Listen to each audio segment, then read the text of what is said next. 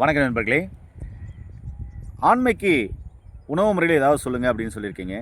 ஆண்மைக்கு 2 உணவு முறையில் ஆண்மையை சரி பண்ணக்கூடிய, ஆண்மை பிரச்சனை வந்தவங்களையும் சரி பண்ணுறது, வராமல் தடுக்கிறதுக்கும் ஒரு அற்புதமான தீர்வு சொல்ல போகிறேன். இங்கே பாருங்கள், இதுதான் நாட்டு அவரைக்காய்.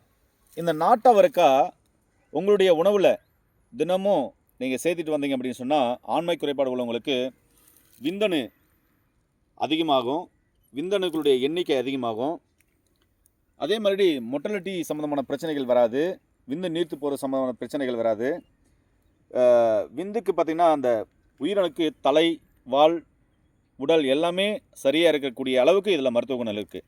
இது ஒன்றும். அடுத்தது பார்த்திங்கன்னா வேர்க்கடலை. வேர்க்கடலை வந்து பார்த்திங்கன்னா தினமும் ஆண்மை குறைபாடு உள்ளவங்க உங்களுடைய உணவில் சேர்த்துட்டு வந்தீங்க அப்படின்னு சொன்னால் ரொம்ப ரொம்ப அற்புதமாக இருக்கும். இது ஏன் சொல்கிறோம் அப்படின்னு சொன்னால், இந்த அவரைக்காயிலும் வேர்க்கடலையும் அவ்வளோ மருத்துவ குணங்கள் இருக்குது. ஆண்மை குறைபாட்டை சரி பண்ணக்கூடிய அற்புதமான உணவில் இந்த அவரைக்காய், வேர்க்கடலை தாராளமாக இதை எடுத்துகிட்டு வாங்க. ஆண்மை குறைபாடு உள்ளவங்க வாரத்துக்கு 2 முறை எண்ணெய் தேய்ச்சி குளிங்க.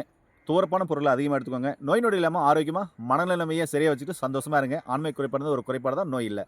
மீண்டும் இன்னொரு அருமையான பதிவில் சந்திக்கலாம். நன்றி.